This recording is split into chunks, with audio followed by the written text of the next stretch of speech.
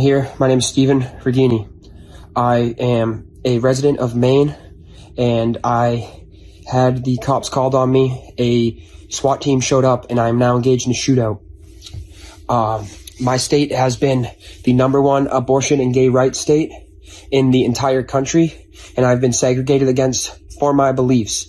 Now they're trying to arrest me simply because I do not believe in gay rights and abortion, which is the #1 state of Maine right now. That's what they do. They're an abortion mill. So I'm here.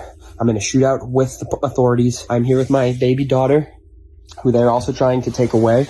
And I assure you that I am not the aggressor here. They tried to arrest me. They tried to tase me. They're trying to make me a criminal. They are trying to get me in trouble. They are trying to take me to jail for a long time. I'm backed into a corner with my political beliefs. I haven't been able to find a job in a year, and my entire life has been just struggling for existence, fighting Democrats and trying to stand up for my country. Let me ask you, if you're a law enforcement officer, why do you support the COVID vaccines? Why do you support abortion? Why do you support what isn't morally right? How are you fighting for a state system that protects illegal immigrants and pedophiles? Please explain this to me. Hi, my name is Suri Crowe, and you're watching the MeidasTouch Network. That was Stephen Regini in February of this year in a shootout with Maine state troopers while holding his infant daughter hostage. The teen mom of his daughter called state troopers on him after he allegedly shoved her into a wall inside their home. So him being in a shootout with police had absolutely nothing to do with his political beliefs whatsoever. He's delusional. He took the baby hostage and then began firing shots with that assault rifle that you saw there in the video at the troopers. He eventually took off on foot, where he shot and killed a canine officer. Translation, he murdered a police dog. And he was eventually neutralized by the police. All of this because he had been completely radicalized by right-wing Christian nationalism, by QAnon cultism, by Trumpism, by lies. As Riz Lightyear posted around the time that this incident took place, when right-wing propaganda crosses with mental illness and guns. And then Avioni put this: at some point, Trump needs to be held accountable for feeding these lies to these mentally deranged, hateful people.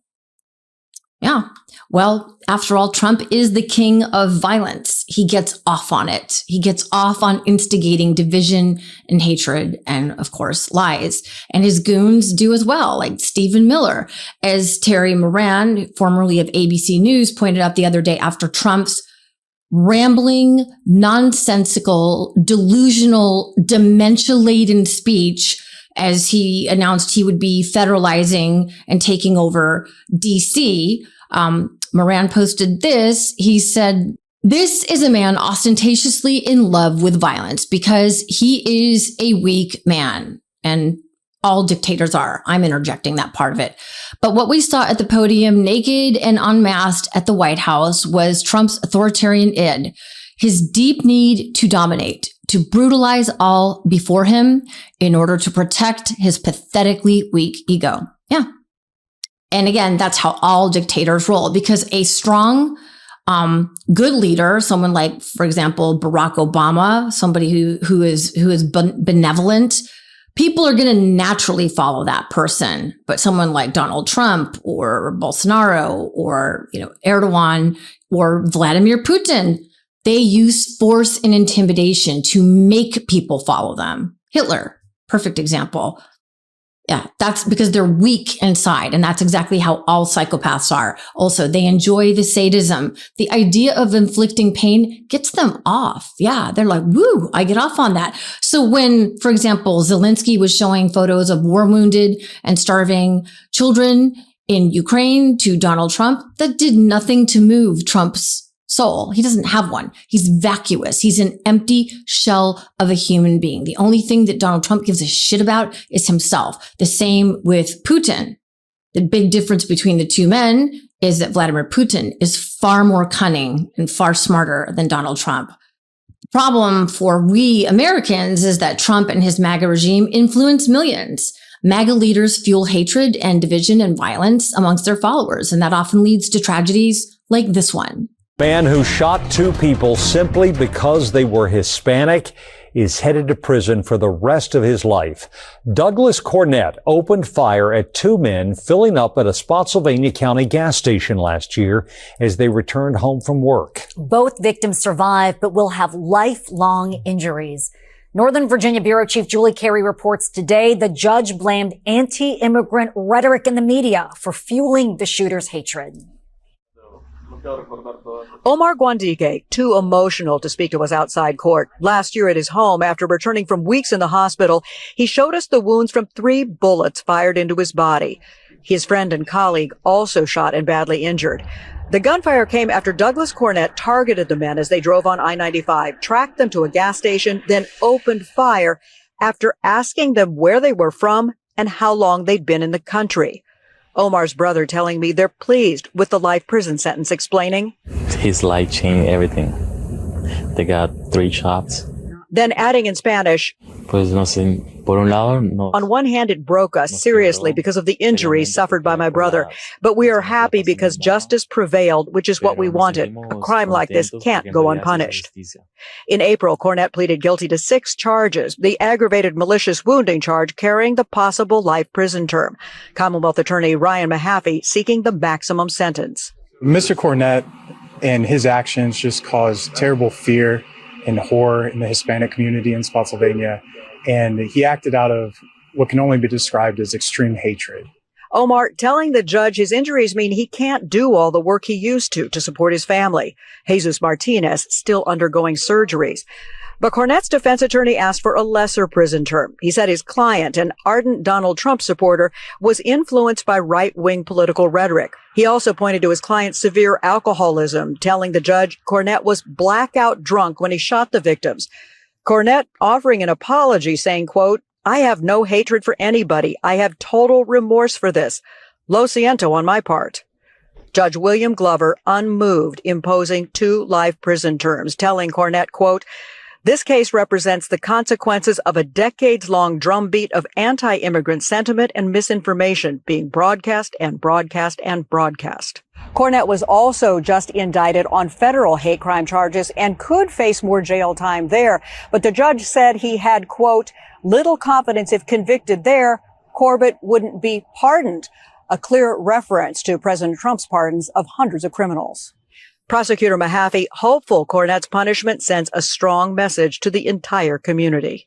As the judge in that case aptly pointed out, he believed that the right-wing broadcasting, the nonstop broadcasting, is what caused the man who was convicted in that crime of shooting those 2 Latino men to become once again radicalized, the radicalization, because when you have Fox propaganda and right-wing extremist talk radio literally brainwashing these people, radicalizing them. They're every bit as radicalized as like ISIS folks, especially people who have low education levels. That's why Trump loves the poorly educated. It results in, well, January 6th, for example. It results in the explosion of white terrorist groups. And sadly, millions of American voters thinking that voting for a 34 times convicted felon and credibly accused sexual serial predator was a good idea. So it's not the immigrants who are the problem. It's the angry, mostly white MAGA men who blame everyone else for their problems. Like that guy at the top, Stephen Regini. I can't find a job. It's everyone else's fault. Poor me. You know, I'm being victimized for my beliefs. And Trump feeds that. He knows exactly what to do. He gins them up. And, you know, as the slurring, demented mob boss that he is, he keeps beating the drums of division as he steals and grifts from them, bankrupts this country, whilst ginning up even more hatred. I like to say, you know, a little controversial, but I couldn't care less. We have a lot of bad criminals that came into this country, and they came in stupidly. It was an unforced error. It was an incompetent president that allowed it to happen. It was an auto pen maybe that allowed it to happen, and it did happen. But we also have a lot of bad people that have been here for a long time, people that whack people over the head with a baseball bat from behind when they're not looking and kill them, people that knife you when you're walking down the street. They're not new to our country. They're old to our country. Many of them were born in our country. I think we ought to get them the hell out of here too. I'm sorry. What was that about whacking people from behind with a baseball bat? You mean like this, Donald? Like the threatening photo that you posted holding up a baseball bat behind the head of Manhattan DA Alvin Bragg? Like that? It actually blows my mind how accurate every accusation that MAGA heads make is always a confession of what they are guilty of. I mean, without fail. If Trump or any one of the MAGA heads is accusing somebody of doing something, right down to that. It was like a couple years ago that he posted that photo of him holding a baseball bat to Alvin Bragg's head. And then here he is saying it in just a, whatever you want to call that, a speech. I use that word loosely because he's admitting to what he himself is guilty of or wants to do. And it's that way across the board with MAGA heads. They talk about pedophilia. Look in the effing mirror. Look in the effing mirror. Guardians of pedophilia. That is what today's GOP stands for. Just freaking disgusting, corrupt folks. And, it hasn't been even 2 months, has it? And the media has already moved on from one of the most horrific stories that I've heard in ages. And that's saying something. When Minnesota State Rep Melissa Hortman and her husband Mark were killed inside their home at night in a brutal political assassination by a rabid Trump supporter, Vance Bolter. Federal court documents say that Vance Bolter didn't just stop with Melissa and Mark. He allegedly shot their precious golden retriever baby, Gilbert, too. Gilbert had to be euthanized later because he was suffering so badly from his gunshot wounds. And if you know me, you know that I'm a huge animal lover. The brutality. And before Bolter murdered the Hortmans, investigators say he stopped first and shot State Senator John Hoffman and his wife. In the middle of the night, he broke in there. Their adult daughter was home with them. But have we heard Donald Trump condemn or say one damn thing about Vance Bolter? Of course not. Not one thing. Not one thing. He didn't bother to attend the funeral. Joe Biden did.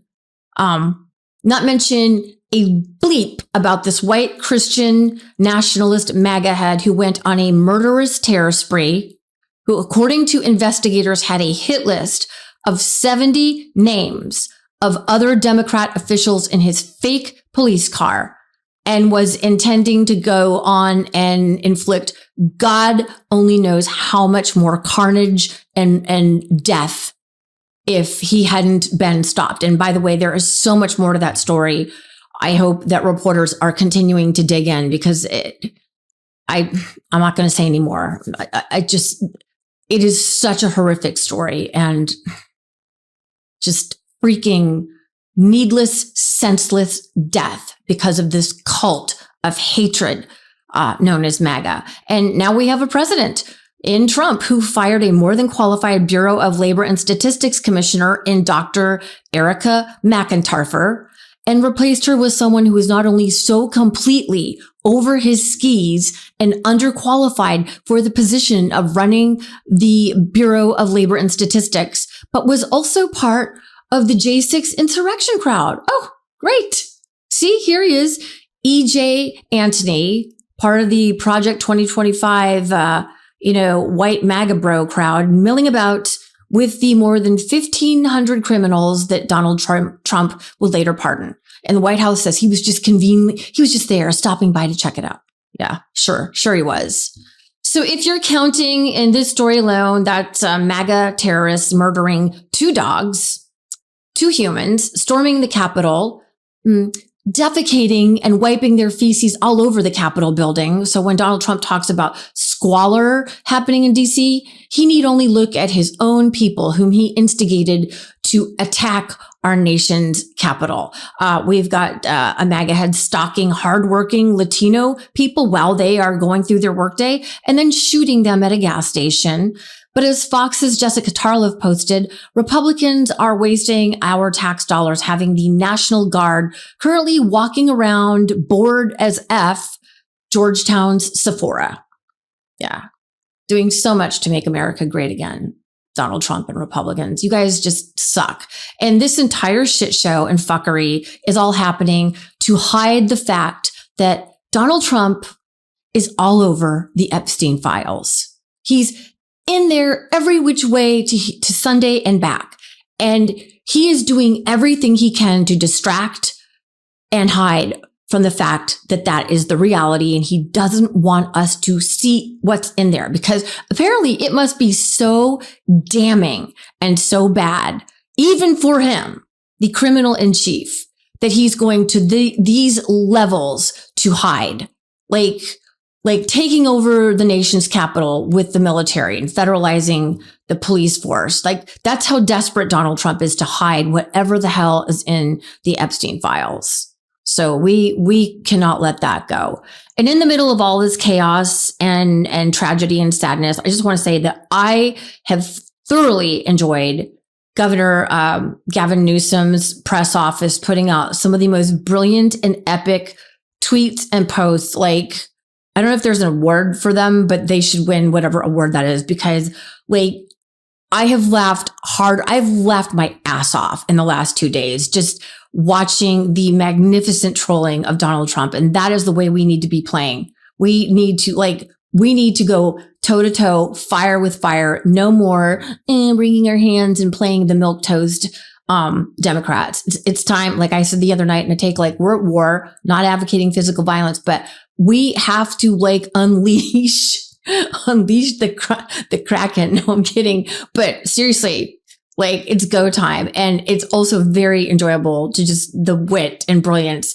And, for the Swifties out there, we have some big news in that world. And I'm telling you all this, Taylor Swift, once again, queen, is making the color orange great again. And with sparkles, which I also happen to personally love. So, just remember to take some time and just, it's okay to laugh. It's okay to laugh in the middle of the tears. So it's okay. Because remember, authoritarians want to take away our joy. They want us to be miserable and unhappy all the time. And I think a lot of us have been feeling forlorn and hopeless and helpless, but we're not. And so 2 examples of people leading us in different avenues, but all hope is not lost. Taylor Swift, The Life of a Showgirl, Orange Sparkles, and Gavin Newsom leading and showing us that we can fight this back. Hit back, punch back, baby. All right, I will see you soon, okay? Peace out. The truth is more important than ever. Check out our new Truth Over Lies collection at store.MeidasTouch.com. All 100% USA union made.